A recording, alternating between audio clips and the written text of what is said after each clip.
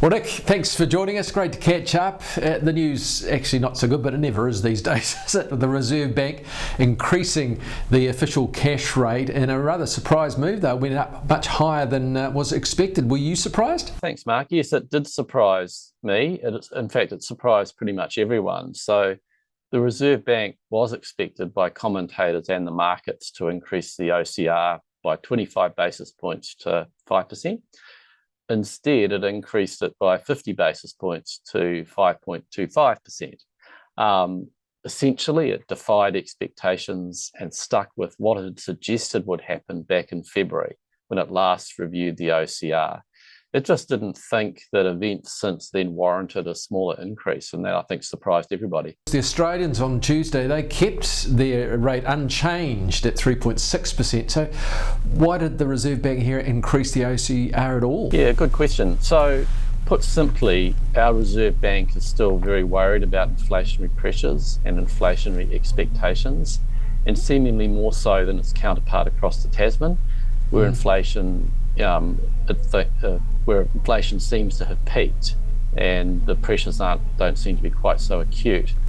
Our Reserve Bank thinks a slowing economy is necessary to take the heat out of inflation by restoring a balance between demand and supply, and it wants to get there sooner than later before inflation expectations become more embedded. Whereas the Australian Reserve Bank is taking stock to see how its earlier increases pan out. That said, the Australian Reserve Bank hasn't ruled out further increases if it's found that actually more increases are warranted.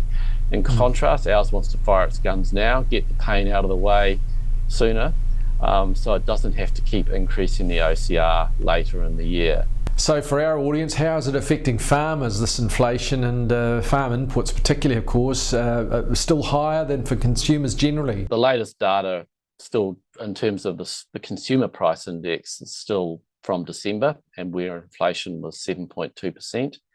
And the March quarter data isn't due out until the 20th of April. So we'll see then, but basically the forecasts are that it will continue to be over 7% for the March quarter. And will still be over 5% at the end of the year. So inflation is well outside the Reserve Bank's target of 1 to 3%, hence the need to stamp on inflation. Now, in terms of farm input prices, Statistics New Zealand's Farm Expenses Price Index, it recorded inflation of 14.6% for the year to December 2022. So again, twice as high as the CPI more generally. Dairy NZ thinks the average cost of production for a dairy farm is now higher than the milk price. So that'll be putting a lot of farmers under pressure.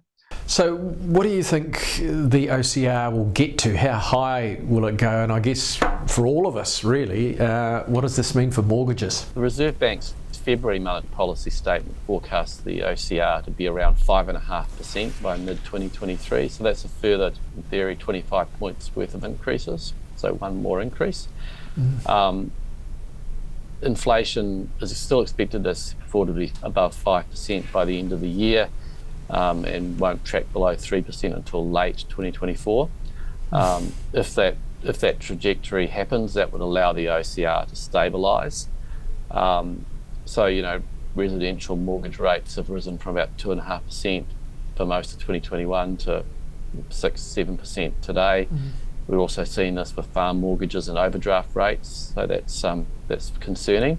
So the budget is next month. What can the government do to make this adjustment less painful? The government really has to do more to help the Reserve Bank by ensuring its fiscal policy is constrained, its spending is laser focused on value for money, and that it slashes allowances for new spending initiatives. It also has to revisit policies and regulations so they reduce rather than increase the cost of doing business, and in the longer term boost the supply side of the economy to boost competitiveness and productivity. All things we've been saying for a long time, including in our recent submission on the budget policy statement. So the new Prime Minister, or newish now, has been making lots of encouraging noises, but actions speak louder than words, and we need to see more, and the budget will be critical for that.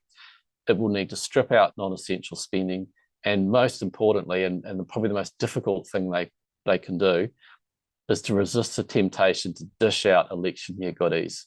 It just has to keep itself reined in. Tighten the belt. So what do you think is going to happen on 24th of May when the Reserve Bank announces, its next statement? At this stage, I expect a further and hopefully final 25-point increase to 5.5%, and for the Reserve Bank to then pause and take stock a little bit like how the Australians have done. But as I said, if the pressures are still intense, if March quarter inflation surprises on the upside, then who knows? On the other hand, if we have a big drop, then that might cause them to pause at where it is now. Who knows? We'll see. Let's hope so. Fingers crossed.